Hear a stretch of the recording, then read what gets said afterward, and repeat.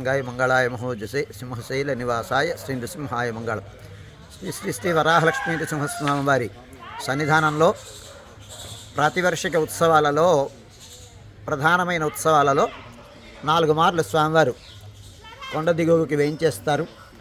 ఆ దిగువకు వేయించేసినటువంటి సందర్భాలలో తెప్ప తిరునాళ్ల మహోత్సవం ఒకటి. స్వామివారు వేణుగోపాల అలంకారంతో మధ్యాహ్నం విరామమైన తర్వాత బయలుదేరి మెట్ల మార్గం గుండా వచ్చి నేరుగా పుష్కరిణి దగ్గరకు వచ్చి ఉభయ దేవేరులతో కూడి నావిక ఉత్సవాన్ని జరుపుకుంటారు.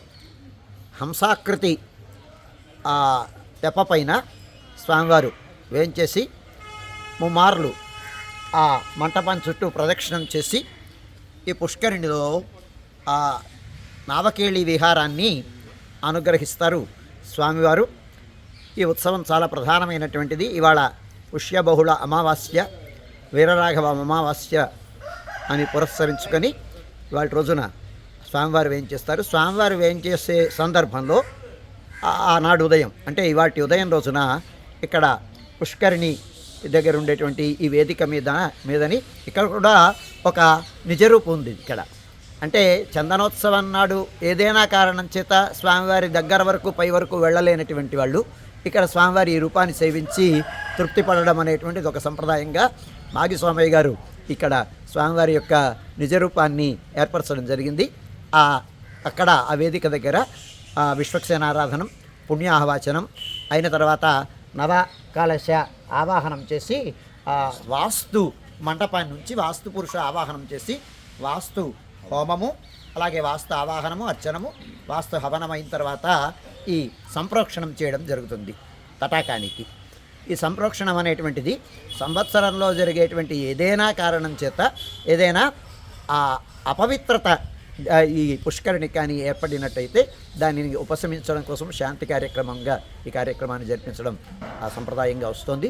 ఆ కార్యక్రమాన్ని ఇవాళ మా ప్రధాన అర్చకుల వారు సీతారామాచార్యుల వారి యొక్క నేతృత్వంలో ఈ కార్యక్రమం జరిగింది. ఈ కార్యక్రమం సంప్రోక్షణమైన తర్వాత మంటపానికి కూడా పుణ్యాహ జలంతో ప్రోక్షణం చేసుకొని తర్వాత స్వామివారిని సాయంకాలం వేంచేపు చేసుకొని ఈ నావిక మీద వేంచేపు చేసుకోవడం జరుగుతుంది. ఈ కార్యక్రమం జరిగింది.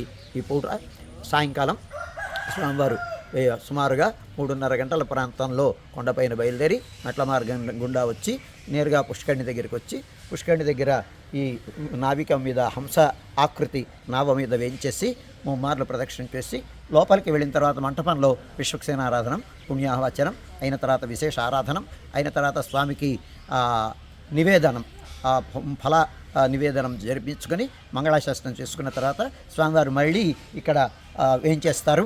వేయించేసిన తర్వాత ఉద్యాన మంటపంలోకి వేయించేసిన తర్వాత ఉద్యాన మంటపంలో విశేషారాధనం, నివేదనం, మంగళాశాసనం అయిన తర్వాత సర్వజన మనోరంజన వాహనం పైన స్వామివారు వేయించేసి దిగువ గ్రామ తిరువిధి మహోత్సవాన్ని అనుగ్రహిస్తారు. అయిన తర్వాత అప్పుడు పైడితల్లమ్మ వారి గుడికి వెళ్ళి పైడితల్లమ్మ గారి గుడికి అక్కడ అమ్మవారి ఆలయం దగ్గర మర్యాదల్ని స్వీకరించిన తర్వాత స్వామివారు మళ్ళీ చొప్పరం ఉద్యాన మంటపంలోకి వచ్చి చొప్పరంలో వేయించేసుకొని మెట్లగా మార్గం గుండా పైకి వెళతారు. ప్రధానాలయానికి చేరిన తర్వాత ఆస్థాన మంటపంలో కుంభహారతి, ఆళ్వార్లకి శ్రీశ్రీవారి సమర్పణం అయిన తర్వాత అలంకార విసర్జనం అయిన తర్వాత రాత్రి ఆరాధనలో అంగంగా సంప్రోక్షణం, రాత్రి ఆరాధన అయిన తర్వాత కవాట బంధనంతో ఈనాటి కార్యక్రమం సుసంపన్నమవుతుంది. ఈ కార్యక్రమం అంతా సుమారుగా రాత్రి 1-2 గంటల మధ్యలో కవాట బంధనంతో పూర్తవుతుంది. భక్తులందరూ ఈ నావకేళి ఉత్సవంలో భాగస్వాములయ్యి స్వామిని సేవించి స్వామి అనుగ్రహానికి పాత్రం కావాలి అని ఆహ్వానిస్తున్నాను. Local to global news at your finger tips. మీ చేతిలో ఒక ఆయుధం. Download raw TV app. Media legend Ravi Prakash is back.